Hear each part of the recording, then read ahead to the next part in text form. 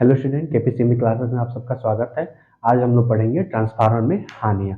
Transformer में क्या क्या हानि होती है, क्या क्या लॉसेस होते हैं, उसके बारे में जानेंगे तथा उससे बचने के उपाय के बारे में भी हम लोग जानेंगे। ठीक है दोस्तों, तो चलिए हम लोग देखते हैं ट्रांसफार्मर में क्या क्या हानि होती है। ठीक है, तो सबसे पहले हम देखते हैं ट्रांसफार्मर में निम्नलिखित 4 प्रकार की ऊर्जा की हानि होती है। ऊर्जा यानी वैद्युत ऊर्जा के बारे में कहा जा रहा है। ठीक है, तो पहले हमारी ताम्र हानि, कॉपर लॉस क्या होता है। सबसे पहले हम कॉपर लॉस के बारे में देखते हैं।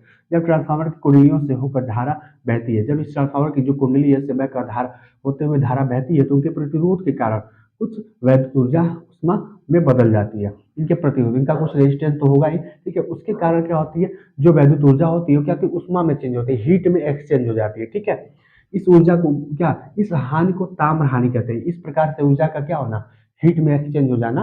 ठीक है, क्या होता है, ताम्र हानि कहलाता है। ठीक है, इसको कम करने के लिए, इस हानि को कम करने के लिए कुंडलियों का प्रतिरोध कम रखने का प्रयास करते हैं कि इस जो कुंडली का प्रतिरोध है, रेजिस्टेंस, उसको क्या करते हैं, मिनिमम रखते हैं कि क्या हो, ऊर्जा का ह्रास क्या हो, मिनिमम हो। ठीक है, आगे हम देखते हैं दोस्तों लो हानि, आयरन लॉस क्या होता है। ठीक है, आयरन लॉस के बारे में हम लोग जानेंगे। ट्रांसफार्मर की क्रोध में भंवर धाराओं के कारण जो ऊर्जा क्षय होती है। ठीक है, ये जो हमारे क्या है, ये क्रोड बने हुए हैं, नर्म लोहे के जो क्रोड बने हुए हैं। ठीक है, इनको क्या, इसमें क्या होता है, क्रोड में भंवर धाराओं के कारण जो ऊर्जा क्षय होती है, इनमें क्या भंवर धाराएं में क्या होती हैं, हल्की हल्की भंवर धाराएं क्या होती है, उत्पन्न हो जाती हैं।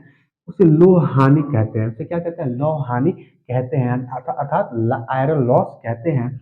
इस हानि को कम करने के लिए, जो इसमें भंवर धाराएं उत्पन्न हो रही, इस हानि को कम करने के लिए क्या करते हैं, कम करने के लिए क्रोड को पटलित बनाया जाता है। यानी कि क्या, पत्तियां, लोहे की पतली पतली पत्तियां रखकर एक के ऊपर एक पटलित करके बनाया जाता है। ठीक है, क्रोड को कैसा बनाया जाता है, पटलित बनाया जाता है। ठीक है, मतलब पत्तियों को क्या करते हैं, एक के ऊपर रखकर, ठीक है, पटलित बना लिया जाता है, जिससे क्या होगा, हमारा आयरन लॉस नहीं होगा। इससे यानी हमें आयरन लॉस से बचने के लिए क्या करना है, क्रोड को पटलित बनाना है। ठीक है, नेक्स्ट हमारा है तीसरा नंबर, सैथिल्य हानि अर्थात हिस्टोरेसिस लॉस। ठीक है, हिस्टोरेसिस लॉस से बचने के लिए क्या करते हैं, तो सबसे पहले जानते हैं हिस्टोरेसिस लॉस होता क्या है।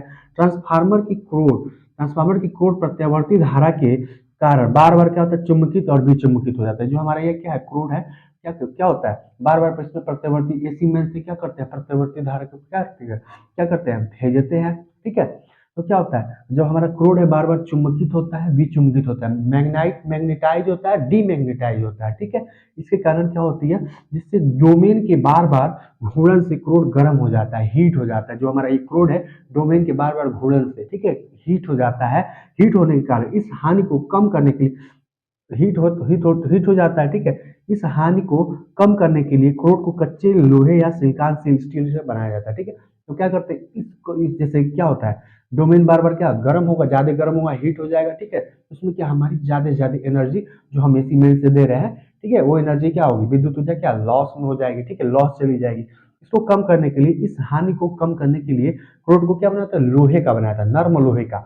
जैसे हम बताएं, नर्म लोहा, दूसरा क्या है, सिलिकॉन स्टील से बनाया जाता है। या तो नर्म लोहा ले या तो सिलिकॉन स्टील ले ले। ठीक है, इन दोनों से हम क्या करते हैं, इसके क्रोड को बनाते हैं। ठीक है, इससे क्या होता है, हमें सैथिल्य हानि हिस्टोरेसिस लॉस कम होता है। ठीक है, अगला हम देखते हैं, चौथा नंबर है चुंबकीय क्षरण, मैग्नेटिक लीकेज। ठीक है, इसको पूरा कहते हैं चुंबकीय फ्लक्स लीकेज। ठीक है, मतलब चुंबकीय, मैग्नेटिक फ्लक्स लीकेज बोलते हैं। ठीक है, चुंबकीय फ्लक्स क्षरण बोलते हैं। ठीक, यदि प्राथमिक कुंडली में उत्पन्न समस्त चुंबकीय फ्लक्स द्वितीय कुंडली से संबद्ध नहीं रहता, ठीक है, जो प्राथमिक कुंडली में इसके समस्त पूरा जो इसका पूरा चुंबकीय फ्लक्स है, ठीक है, मतलब क्या कह रहा है, समस्त चुंबकीय फ्लक्स द्वितीय कुंडली, हमारी जो द्वितीय सेकेंडरी कुंडली है, इसके फ्लक्स से क्या होता है, संबद्ध नहीं रहता है, नहीं रहता, तो ऊर्जा की जो हानि होती है, मतलब क्या, इसकी जो क्या चुंबकीय फ्लक्स है, इसके चुंबकीय फ्लक्स से क्या हो, अगर संबद्ध नहीं हो, मतलब मिलीजुली ना हो,